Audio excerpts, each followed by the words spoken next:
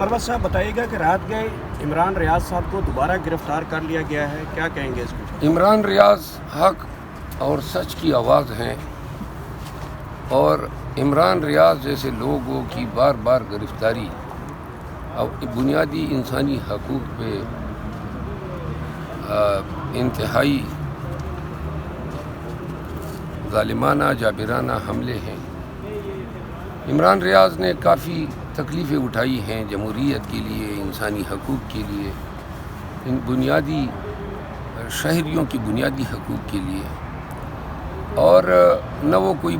سرکاری ملازم رہا ہے۔ ایف آئی اے نے غالباً ان کو اٹھایا ہے، لیکن اس عمل میں جو تقویت دینے والی بات ہے وہ یہ ہے کہ اس دفعہ ان کی گرفتاری فارمل کی گئی ہے اور وہ مسنگ پرسن کے زمرے میں نہیں آئے گا، تو لہٰذا 3-4 دن میں امید ہے کہ عمران ریاض صاحب باہر آ جائیں گے۔ مریم صاحبہ آج وزیر اعلیٰ بننے جا رہی ہیں پنجاب کی، اور رات کو ہی صحافیوں کی گرفتاریاں شروع ہو گئی ہیں، کیا کہیں گے اس پہ؟ میرا خیال ہے آج تو ڈپٹی اسپیکر کے الیکشن کا شیڈول جاری ہوگا، لیکن اجلاس آج ہے سر۔ ان خاتون سے یہی ہمارے خدشات ہیں، منتقم مزاج ہیں۔ عمران ریاض پر بات ختم نہیں ہوگی، ہر اس شخص کو زندان میں ڈالا جائے گا جو ان سے نظریاتی اختلاف رکھتا ہو، جو ان کی تعریفوں کے پل نہ باندھ سکتا ہو، جو مینڈیٹ کی چوری پہ ان پہ تنقید کرتا ہو، اور یہ عوامل جو ہیں قانون کی حکمرانی اور بنیادی انسانی حقوق کے تحفظ میں پاکستان میں موجودہ دور میں سب سے بڑی ایک رکاوٹ ہے۔ ہمیں خدشات ہیں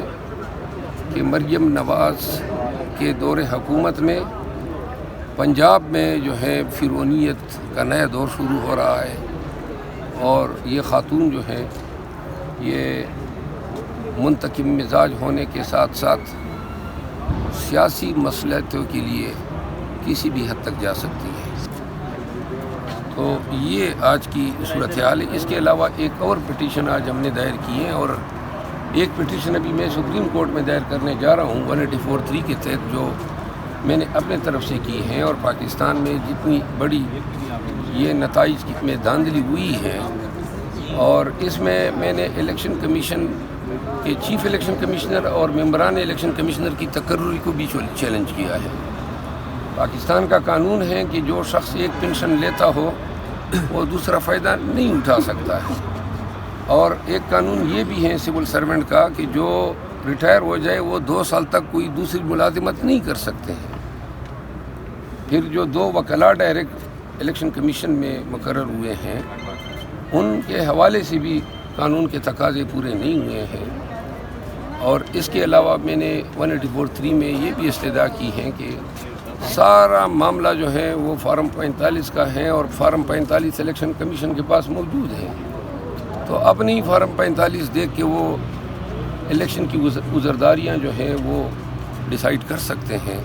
لیکن کل سے انہوں نے وہ کام شروع کر دیا ہے کہ جی ٹریبیونل بن گئے ہیں، اور اب اسٹینڈرڈ آرڈر ہوگا، تمام پٹیشن جو ہیں وہ ٹریبیونل بھیجے جائیں گے۔ تو یہ گزارشات ہیں۔ اچھا، بانی chairman P T I Imran Ahmad Khan Niazi صاحب کی طرف سے ریٹ پٹیشن دائر کی تھی میں نے، اور اس میں 2 معاملات اٹھائے ہیں۔ ایک تو عدالت کو آج ہم نے آگاہ کیا کہ گزشتہ 3-4 ماہ کے دوران جو وکلاء خان صاحب سے ملتے آئے ہیں اور کیسز میں ان کے ساتھ مشاورت کرتے رہے، کسی ایک موقع پر بھی جیل حکام نے ہمیں خان صاحب سے علیحدگی میں ملنے نہیں دیا۔ ہماری ہر میٹنگ پہ 2 فرشتے، ان کے محتاط ملازمین جو ہیں وہ ہر وقت موجود رہتے رہے ہیں، اور ہماری کوئی بات جو ہے وہ مخفی نہیں رہی ہے۔ پاکستان کے قانون کے تحت، آئین کے آرٹیکل 10 کے تحت، legal practitioner and bar council act 1973 کے تحت، اور قانون شہادت آرڈر کے تحت وکیل جب اپنے موکل سے ملتا ہے تو یہ اس کا حق ہوتا ہے، موکل کا بھی اور وکیل کا بھی، کہ ان کی بات چیت کو کوئی نہ سنے۔ اس کو پریویلیج کمیونیکیشن یا کلاسیفائڈ کمیونیکیشن کہا جاتا ہے۔ تو یہ خان صاحب کا حق ڈینائی ہوا ہے اور وکلاء کا بھی ڈینائی ہوا ہے۔ عدالت نے اس پہ حیرت کا اظہار کیا۔ عدالت کو ہم نے یہ بھی آگاہ کیا ہے کہ نہ کہ صرف ہمیں کبھی بھی خان سے علیحدگی میں ملنے نہیں دیا گیا، بلکہ ان 3 ماہ میں کوئی کاغذ تک لے جانے کی اجازت نہیں تھی۔ اب 185 کیسز اس وقت خان کے خلاف درج تھے اور بہت سارے کاغذات ان کے سامنے رکھنے ہوتے ہیں، ان کو آگاہ کرنا ہوتا ہے۔ اس دوران الیکشن شروع ہو گئے تو لسٹوں کے لیے، ٹکٹس کے لیے اب انسانی میموری تو اتنی کام نہیں کرتی ہیں کہ کوئی 5 حلقوں میں 5 یا 10 امیدواروں کے نام کوئی یاد رکھ سکے۔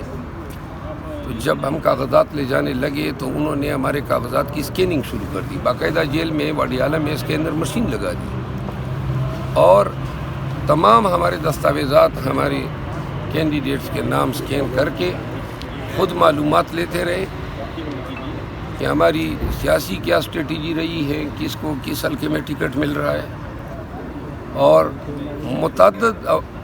دفعہ انہوں نے ہمیں ہمارے کاغذات واپس بھی نہیں کیے۔ عدالت کو یہ بھی آگاہ کیا کہ جیل سپرڈنٹ اپنی مرضی سے ملاقات دیتا ہے، جبکہ